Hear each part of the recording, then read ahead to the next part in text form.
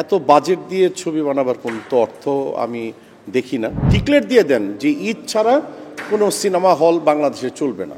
বর্তমানে যে ঈদের সিনেমাগুলো বের হয়েছিল সেখানে দর্শকের আগ্রহ এবং প্রযোজকদের যে ঝুঁকি এই সব মিলিয়ে আপনি আসলে কি বলতে চান?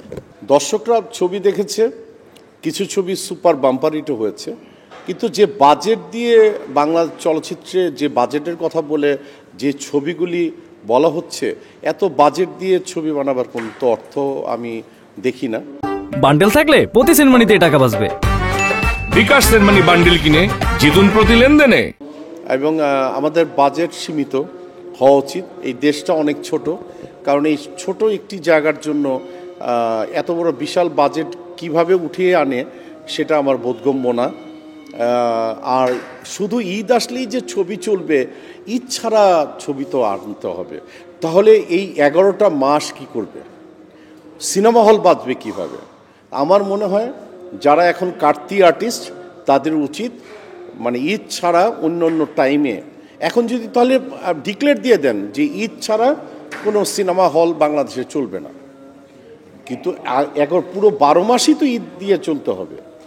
সো এই চর্চাটা বন্ধ করতে হবে যে ঈদ আসলে পরেই শুধু ঈদের ছবি চলবে না, অন্য অন্য টাইমও ঈদের ছবি যেরকম চলে ঈদে নর্মাল ডে তো চালাতে হবে।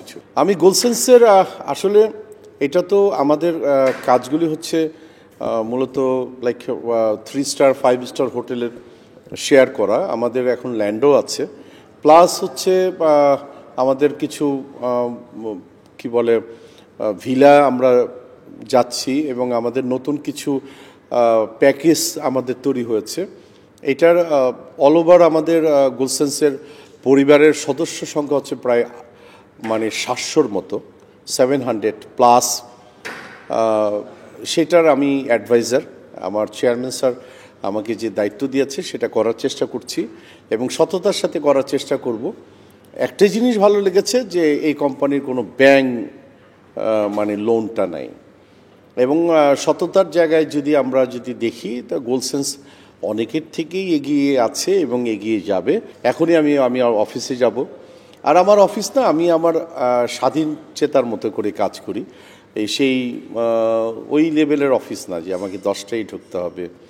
আমাদের চেয়ারম্যান স্যার আমাকে মানে খুব ভালো মানুষ উনি, এবং আমাকে দায়িত্ব দিয়েছে নিজের মতো করে, যেন আমি আমার যে দায়িত্বটাই পাই না কেন সেটাকে আমি আমার একটা পরিবার মনে করি। সো গুলশানস এখন আমার একটা পরিবার।